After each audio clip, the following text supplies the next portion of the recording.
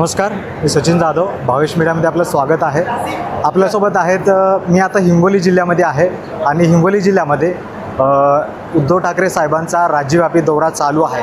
बंडखोरीनंतर, खासदारकीच्या बंडखोरीनंतर राज्यव्यापी दौरा उद्धव ठाकरे साहेबांचा चालू आहे. याच्याच पार्श्वभूमीवरती आपण हिंगोली जिल्ह्याचे जिल्हा प्रमुख श्री संदेश भाऊ देशमुख हे आपल्यासोबत आहेत. त्यांना विचारूया. भाऊ, आपलं स्वागत आहे भावेश मीडियामध्ये. काय सांगणार तुम्ही? साहेब आता दौरा करत आहेत आणि बंडखोर खासदारांना तुम्ही काय इशारा देणार? बंडखोर खासदार नाही, गद्दार खासदाराला धडकी भरवणारा हा मोर्चा आहे, मेळावा आहे. आणि आदरणीय उद्धव साहेब ठीक 4 वाजता इथे येणार आहेत. मी मागच्या याच्यातही ही घोषणा केली की जो कोणी या गद्दार खासदाराला काळ फासेल त्याला शिवसेना हिंगोली जिल्ह्याच्या वतीने मी स्वतः 51,000 रुपये बक्षीस देणार आहे. आणि ह्या निष्ठावंताचा मेळावा आहे. असंख्य शिवसैनिक यायले, तुम्ही पाहिलं असेल.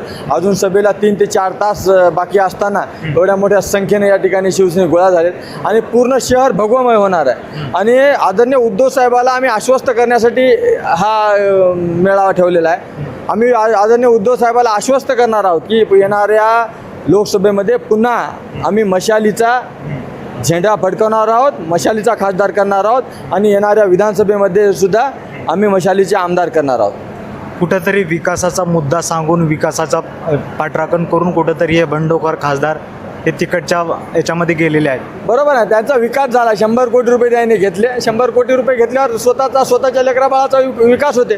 पण या अशा शिवसैनिकांना जे रक्ताचं पाणी करून लढले, याला कमी पैशामध्ये आदरणीय उद्धव साहेबांच्या नेतृत्वाखाली आदरणीय उद्धव साहेबाकडे पाहून मी स्वतः इच्छुक होतो, पण साहेबांनी त्यांना तिकीट दिलं. उद्धव साहेबाकडे पाहून प्रचंड मताने निवडून दिलं. तुम्ही पाहिलं असेल 2-2, 2.5 लाख मतांनी त्या ठिकाणी निवडून आले हे गद्दार. आणि यांनी गद्दारी केली. कशाचा ढेकाळ बोंबला तो विकास? याच्या अगोदर आमदार होते, काय विकास केला? त्या हातगावच्या लोकांना जाऊन विचारा. 3 नंबरला होते, विधानसभेला पडले होते 3 नंबरला. काही विकास काय नाही, याचा वैयक्तिक विकास झाला. 100 कोटी रुपये घेतले आणि घरी त्या ठिकाणी गद्दारी केली. कुठंतरी तिकडे गेल्याच्या नंतर ही खासदारकीची भाषा बदलली आहे असं वाटते का? कारण महाराष्ट्रामध्ये ना बरेचसे खासदार आहे ना, त्यांची भाषा खूप खालच्या पातळीला गेलेली आहे. नाही, यायला पैशाचा माज आहे. आणि सत्तेचे जे लोक आहेत, आता फडणवीस सारख्या चांगल्या नेत्याला जर त्याच्या कार्यकाळात, गृहमंत्र्याच्या कार्यकाळात, म्हणजे तुमच्या माहितीत इतका अपयश की एखाद्या पत्रकाराला धक्काबुक्की करणे, शिवीगाळ करणे, अश्लील बोलणे, फडणवीसाला हे शोभत नाही. आपण कोणत्या विचारसरणीतून आलो यांचा विचार देवेंद्र फडणवीसांनी केला पाहिजे. ही खरं तर विचाराची लढाई असली पाहिजे. कुठल्याही लोकशाहीमध्ये विचाराची, मुद्द्याची लढाई असली पाहिजे. आता मुद्द्याची लढाई चालू झाली. काय पत्रकाराला तुम्ही पाहिलं असेल की परवा आम्ही निषेध केला की त्या पत्रकार बांधवावर, आया बहिणीवर ते खासदार शिव्या द्यायला. इतका माज कशाचा आहे? 100 कोटीचा. अरे असे पैसे करून मरणार, सडून मरणार तुम्ही. अशी परिस्थिती आहे. तुम्ही ज्या गोष्टीचा विचार करायले ती गोष्ट निंदनीय आहे. आणि या गोष्टीचा निश्चितच या महाराष्ट्राचे पुरोगामी महाराष्ट्राची जनता या लोकांना शांत बसणार नाही, याचा जागा दाखवणार. येणाऱ्या निवडणुकीमध्ये त्यांना तुम्ही काय सांगणार? नाही, येणाऱ्या निवडणुकीमध्ये त्यांना आधी उभं राहून दाखवा. त्याची उभं राहायची हिंमत नाही. आणि ते जर उभं राहिले तर त्याचं पानिपत केल्याशिवाय शांत बसणार नाही. त्याला ज्या मातीनं त्याला नेता केलं, याच मातीत त्याला शून्य करून ठेवू आम्ही. त्याचं तुमच्या माहिती असतो, त्याचं डिपॉझिट जप्त करू. शिवसैनिक तयार आहेत.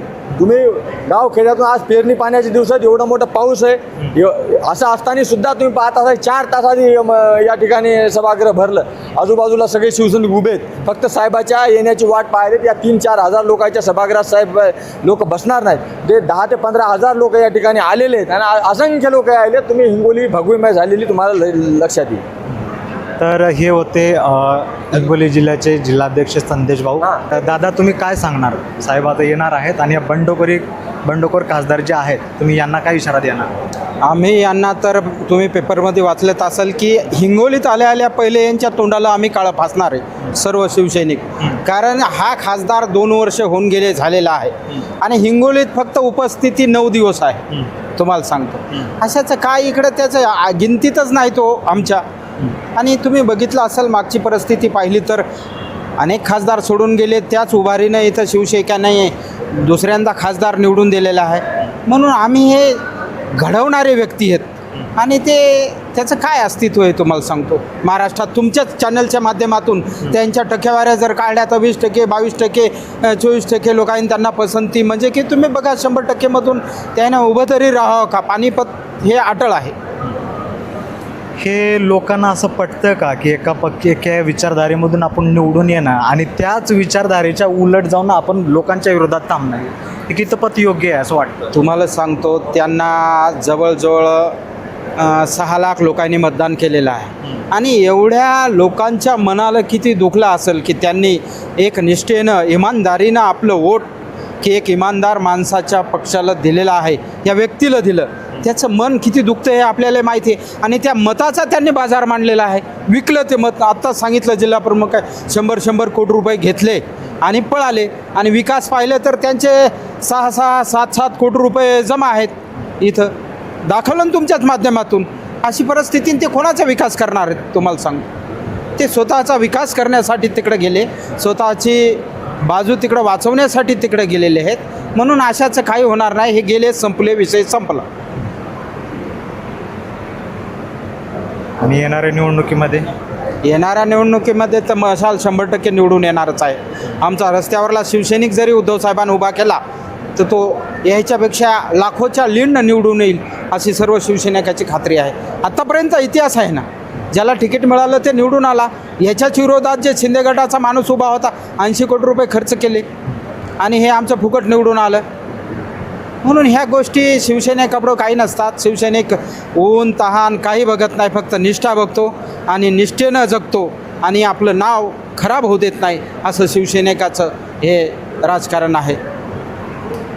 हिंगोलीचे खासदार नागेश पाटील आष्टीकर यांना हिंगोलीच्या जनतेने एकमताने जास्त लीडने निवडून दिलं, ते पण भाजपा आणि शिंदे गटाच्या विरोधामध्ये.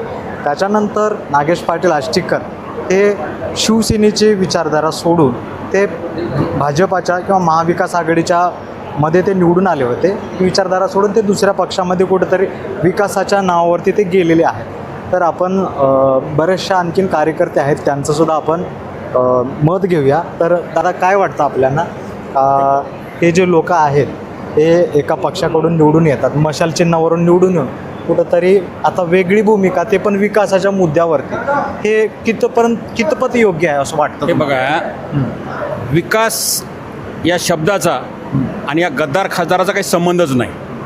आज लोकसभा होऊन 2.5 वर्ष झाले. या हिंगोली जिल्ह्याने त्यांना खरं खासदार केलं असेल तर हिंगोली जिल्ह्याने केले. ते तिन्ही मतदारसंघाच्या कार्यकर्त्यांना माहीत होतं की हा कसा माणूस आहे, म्हणून त्यांनी तिकडे तो मायनस राहिला. परंतु खरी मताची लीड हिंगोली जिल्ह्याला भेटली. परंतु या बहादराने 2.5 वर्षाच्या कालखंडामध्ये या हिंगोली जिल्ह्याला कोणत्या गावाला निधी दिला, कोणत्या देवस्थानाला निधी दिला, कुठं काही निधी दिला. आणि हा विकासाच्या मुद्द्यावर मी तिकडे गेलो म्हणतो तर तुम्ही आज काल परवाच कलेक्टर ऑफिसला मी जाऊन पाहिलं, याला 20 कोटी निधी मिळाला होता. 20 कोटीमधला फक्त 5 लाख खर्च झाला आहे आणि 15 कोटी शिल्लक कलेक्टर ऑफिसला त्याचा निधी शिल्लक आहे. आणि कशाचा विकास म्हणतो काय? अरे तुझ्या खासदार निधी तू खर्च करू शकत नाहीस तर तू कुठला विकास करणार आहेस? हे काहीच नाही, हे फक्त जनतेला चुतिया बनवायचं काम चालू आहे. 100 कोटी रुपये यांनी स्वतः घेतले, स्वतःचा विकास केला, आपल्या परिवाराचा विकास केला आणि आम्हा सर्व शिवसैनिका आणि या जनतेला या हिंगोली लोकसभा मतदारसंघातल्या जनतेने जी सर्व जाती धर्माच्या लोकांनी जे मतदान केलं होतं त्यांना मूर्ख बनवण्याचं काम याने केलं आहे. परंतु या ठिकाणी तू आज आम्हाला जरी मूर्ख बनवत असेल पण येणाऱ्या काळामध्ये तू उभा राहा, तुला तुझी जागा काय आहे हे आम्ही दाखवल्याशिवाय या ठिकाणी राहणार नाही.